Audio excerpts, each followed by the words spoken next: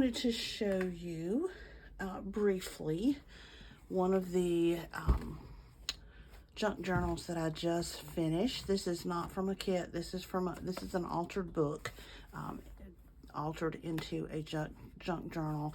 But some of the same processes apply to some of the junk journal kits that you see in my Etsy shop. And so I just thought I would kind of show you this. This is that same binding technique, the fabric binding technique that we've talked about in several of the videos. If you can see down in there where the book tape is on the inside of the fabric, and then this one has six signatures. 1, 2, 3, 4, 6 signatures. This is the first one I did like this, and I made some mistakes, so I thought I would pop it in and kind of show you some of those mistakes. This is just a yummy piece of silk that came out of a chindery rug that I dismantled. So that's what what this journal's bound with. That's the only closure that's on her at the moment. This was an actual book. This was the Louisa May Alcott Rose and Bloom book. I've never read the book. The book was in horrible shape when I got it. The pages were so old and so brittle you couldn't hardly handle them without them just crumbling in your hand. The spine was in bad shape, but the front cover and the back cover were in relatively good shape. Had some discolorations on it and some worn edges, but other than that, it was in pretty good shape, and I love the colors. So I really wanted to keep the cover. So I dismantled the book, kept the front and back cover, and this is what it ended up being part of. So in this one, like I said, there's 6 signatures. So as you've seen me talk about before, each signature is covered with the outside cover is a blank page. So blank page against inside of the cover, and then the next signature is blank page against blank page.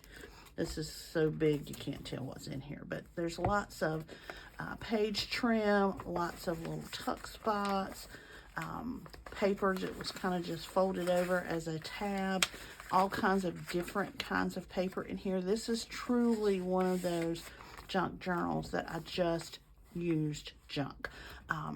Nothing bought for this particular piece. There's a page or a piece of a bag that you get at a pharmacy, you know, one of those real thin bags, made a little journal card to go in there. This is a piece of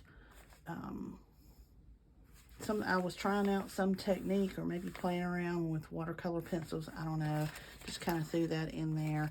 Not going to go through every single page, but I just kind of wanted to flip through and show you some of these things that are in here. This is just a envelope that I just put tape on, and now it's a flip, got a flip spot. You got a place where you can tuck something in the envelope, but you also have a kind of a private area behind there. Notebook paper. Some of the pages are thin, some of the pages are thick. Lots of little tuck spots. Some old journal or calendar pages. This is actually an ink pen, flat ink pen. It's just a pen refill that's been covered with paper, but it writes really well and really easily, and it stores nicely in a journal. Use some of our produce paper here. It's a little collage. Got a fold out here of Frida, love her. So got some fabric in here. Got another fold out here with a little tab on it. Then this is actually an envelope as well. This is another bag from a pharmacy, a nice thin bag. So there's a little tuck spot there. It's got a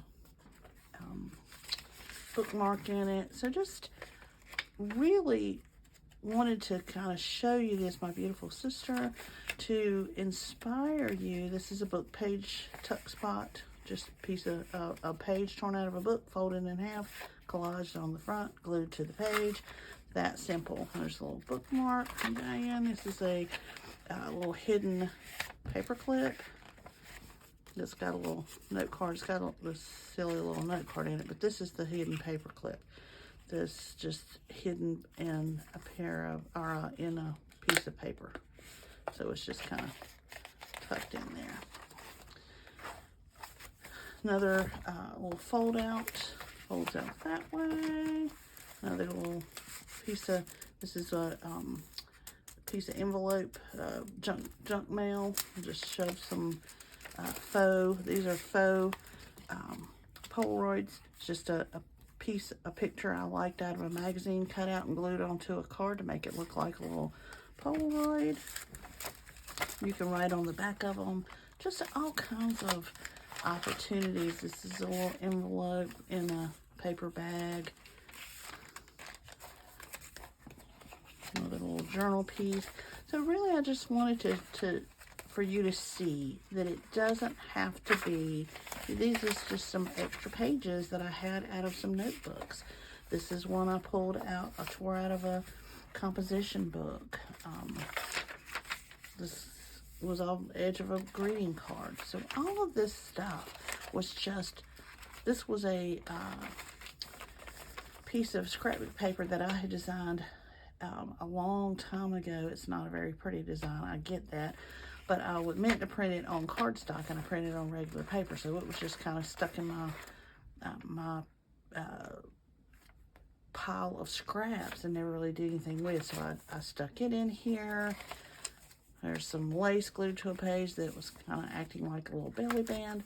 So it really doesn't have to be, this is an old greeting card that had the, you know, had, a lot of times they would have the white or cream colored paper kind of taped inside the actual greeting card. I just pulled that out and you can see where it used to be taped.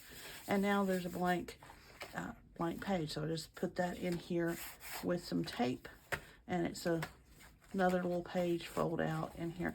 So there's all kinds of things, more junk mail pieces,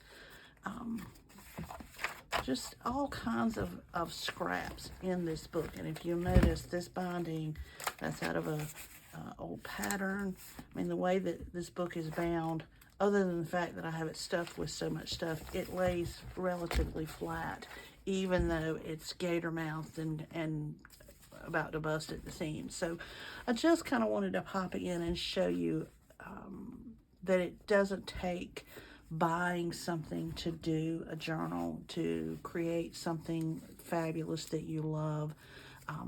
This is probably the 10th or 12th one of these. Now this is not quick. This is not something you can sit down and do in an afternoon, whereas the journal kits usually are, but I just wanted you to see that it can be something this fabulous and this, I don't even know what the word is, this massive, and not cost you anything really other than some glue. I think that's really, if you came right down to it, that's really the only thing I spent any money on, because everything else was scraps or pieces that were just kind of laying around doing nothing. So there it is. Just wanted to share that with you. Do not feel that you have to have a bunch of fancy equipment. All this took, like I said, was some scraps, some fabric scraps, some lace scraps, some paper scraps, some little bit of glue, an old book that was about to fall apart that somebody gave me, and there you have it, a gorgeous journal.